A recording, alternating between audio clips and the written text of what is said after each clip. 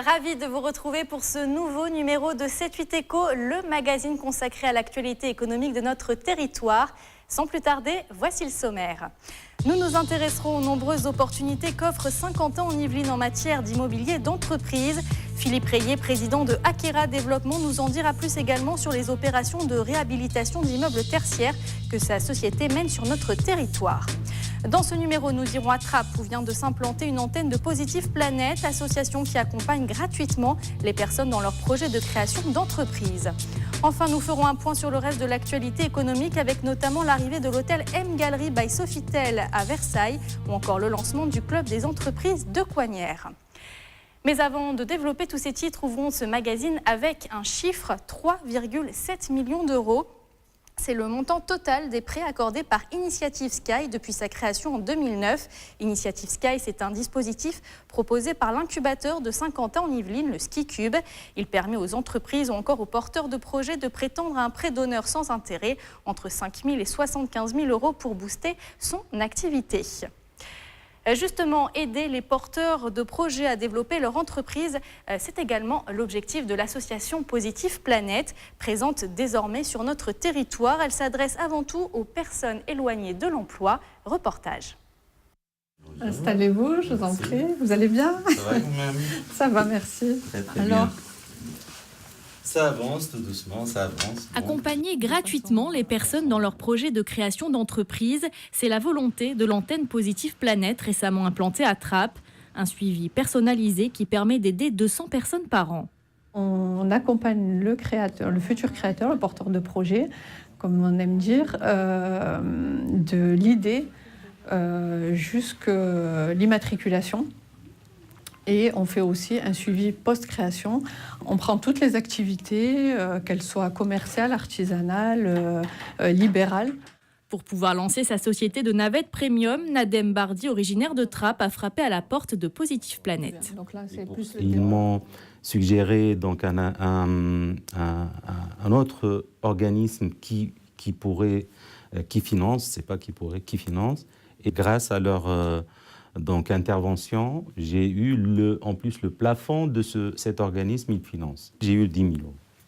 Pour l'association, ce dispositif d'aide à la création d'entreprises permet l'insertion des personnes les plus éloignées de l'emploi. L'implantation de Trappes, c'est vraiment un choix stratégique parce qu'aujourd'hui, il y a un taux de chômage assez conséquent sur la ville de Trappes et le sud d'Yvelines. Et pour accompagner ces porteurs de projets, on a besoin d'être implanté sur ce territoire. Un soutien qui semble porter ses fruits puisque 70% des porteurs de projets voient leur entreprise se développer à l'issue des 3 ans d'accompagnement. Je vous propose à présent d'ouvrir notre dossier thématique consacré à l'immobilier d'entreprise sur le territoire de Saint-Quentin en Yvelines. Le 20 octobre dernier, l'agglomération a mis en avant ses forces lors d'une matinée d'échange au Golf National. Plus de précisions dans ce reportage. Renault, Thales ou encore Airbus, les exemples ne manquent pas pour illustrer l'immobilier d'entreprise sur le territoire de Saint-Quentin en Yvelines. Leader du marché de la Grande Couronne devant Marne-la-Vallée, Cergy et Vélizy, l'agglomération totalise 4,6 millions de mètres carrés. L'offre en immobilier d'entreprise est répartie en bureaux, en activités mixtes ou encore en entrepôts et logistique. Avec un taux de vacances maîtrisé à 8,5%, une trentaine de projets sont en cours de développement, ce qui représente 250 000 mètres carrés. Un état des lieux que l'agglomération de Saint-Quentin en Yvelines a souhaité mettre en avant lors d'une matinée d'échange consacrée aux opportunités sur le territoire de Paris-Saclay.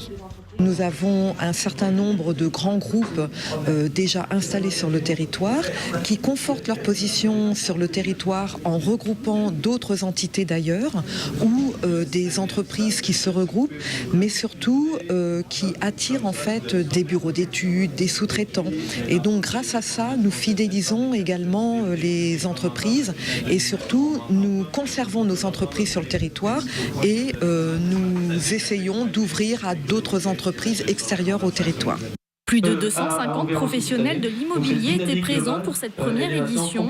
Objectif, renforcer leurs connaissances sur le territoire de Saint-Quentin en Yvelines, à l'image de la société GFEC qui conçoit et réalise des bâtiments d'activité et des bureaux clés en main. Exemple de réalisation sur notre territoire, les entreprises Antemeta et Asmodée. L'attractivité du secteur de Saint-Quentin-en-Yvelines est essentiellement due à la qualité des entreprises qui y sont installées, mais aussi au cadre de vie de Saint-Quentin-en-Yvelines.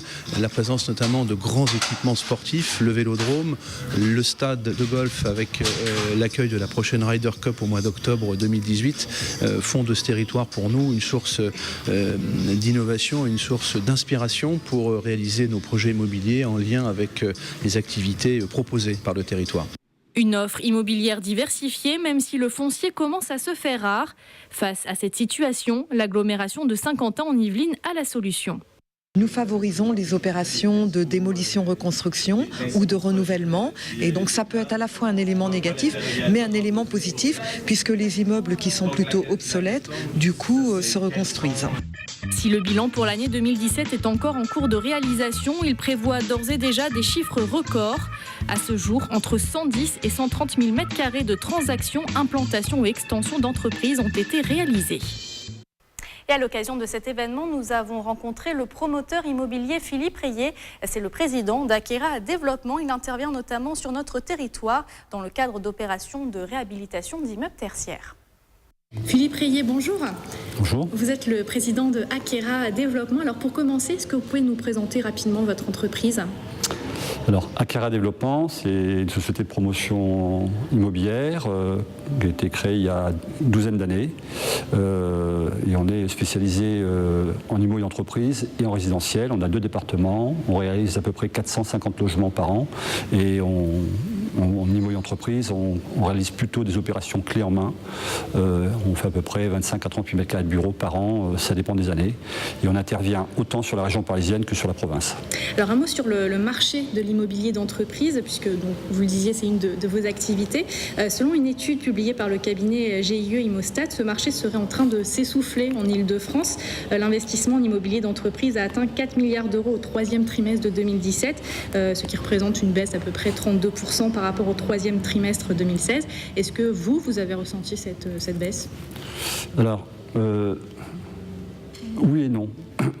Non pour le volet locatif de l'opération qu'on a, si on parle de Saint-Quentin-en-Yvelines, de l'opération du Carré, non sur le volet locatif, puisque le locataire qui est un preneur unique, qui a pris la totalité de l'immeuble, on n'a pas senti cette raréfaction ou cet infléchissement de la demande.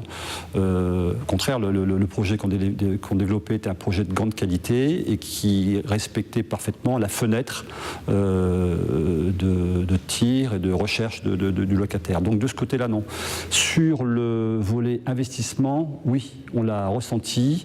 On a ressenti qu'il y avait malheureusement une remontée des taux. En réalité, quand le taux monte, c'est que les valeurs de vente baissent, hein, c'est mécanique. Et je pense que c'est plus lié à un effet de stock sur l'ensemble de la région parisienne où il y a pas mal de stocks, même si sur Saint-Quentin-en-Yvelines on a un stock qui est réduit, on doit avoir 7,5% de locaux vacants, mais le stock fait que je pense que les investisseurs nous l'ont fait payer un peu sur un projet, sur le projet notamment. Alors, une de vos spécialités, c'est la réhabilitation des immeubles tertiaires. Est-ce que vous pouvez nous expliquer en quoi ça consiste ? Alors, c'est une de nos spécialités, puisqu'on réalise aussi beaucoup de projets neufs. La restructuration des immeubles tertiaires, ça passe d'abord par la définition du programme.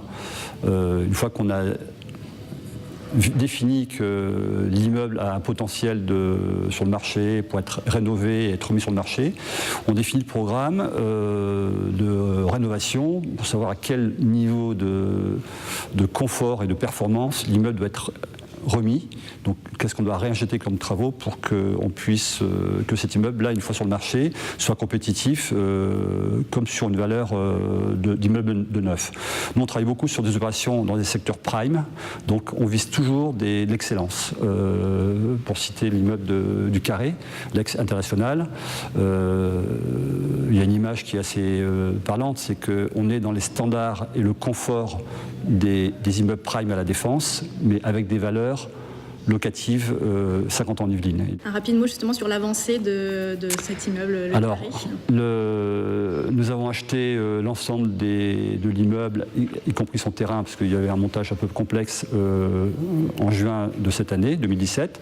Nous avons engagé les travaux sitôt après. L'immeuble a été vendu dans la foulée et l'immeuble est donc loué pour 9 ans ferme. Il est vendu et les travaux de désamiantage, curage ont démarré dès le mois de juillet.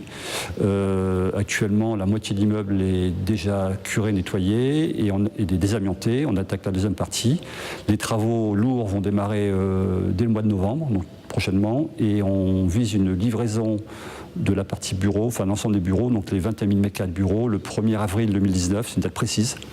Et les logements, les 8 500 m² de logements seront livrés 7-8 mois plus tard, donc on vise également fin 2019. Et une dernière question, est-ce que vous avez d'autres projets à venir sur le territoire de Saint-Quentin-en-Yvelines ? Oui, on a d'autres projets en restructuration, donc un peu sur le même montage que l'opération de l'International, à peu près dans le même secteur, parce que ce secteur, c'est le premier pôle historique tertiaire de la ville nouvelle de Saint-Quentin-en-Yvelines, qui a déjà 40 ans, qui date de 40 ans, donc il faut désormais réinjecter ce qu'on appelle du CAPEX, enfin de la valeur, pour restructurer l'ensemble des actifs. Et donc il y a déjà pas mal d'immeubles qui ont été rénovés grâce à l'ASCI, à l'appui de l'ASCI et de la ville de Montigny. Et il y a encore un parc à rénover, il y en a quelques-uns, et on travaille effectivement sur un sujet, très beau sujet qui est très très proche. Et vous ne pouvez pas en dire plus ? C'est autour de la gare. Voilà, j'espère qu'on sortira dans les mêmes conditions que celles de l'International. Merci Philippe Rayet d'être intervenu pour cette Merci. éco. Un nouvel espace de coworking à Versailles ou encore un hôtel 4 étoiles qui fait peau neuve, c'est tout de suite dans l'actualité économique en bref. Une ambiance feutrée où s'allient l'ancien et le moderne, la marque M Gallery by Sofitel vient d'inaugurer un nouvel établissement à Versailles. L'hôtel Le Louis Versailles Château, intégralement rénové, propose 152 chambres, dont 7 suites, une salle de sport ou encore un bar à l'esprit très versaillais. L'idée est de pouvoir apporter à notre clientèle un service tout particulier, de la personnalisation, ce qu'on peut appeler du cousu main. Et en tous les cas, c'est d'être le plus proche possible de cette clientèle, de connaître leurs habitudes et de pouvoir leur apporter une vraie personnalisation de service. Le club des entreprises de Coignières a été lancé au début du mois par l'Agence pour la promotion et le développement économique de la ville. Objectif, fédérer les 800 enseignes de Coignières. Le principe, c'est de réunir les entreprises, les représentants, les chefs d'agence, les entrepreneurs, les directeurs de cette zone économique, de faire tout simplement du réseau, l'échange de cartes. Travailler dans une ambiance cocooning, c'est le pari du nouvel espace de coworking Pouce Café à Versailles. Wi-Fi, boissons fraîches, café à volonté pour 3,90 € par heure. L'établissement mise sur cette économie collaborative. Les espaces de coworking, il y en a beaucoup effectivement à Paris. Il y en a très peu en petite ou grande couronne. Donc déjà, c'est pour un petit peu mailler plus le territoire, parce que je trouve que c'est un peu dommage de ne pas offrir ce type d'espace à des gens qui ne travaillent pas forcément à Paris, qui ne vivent pas forcément à Paris. Et puis voilà, c'est pour donner un peu plus de tissu, pour agrémenter un peu le tissu économique local. Voilà, c'est la fin de ce numéro. Merci de l'avoir suivi. On se retrouve mardi 14 novembre pour un nouveau 7-8 Éco. À très bientôt.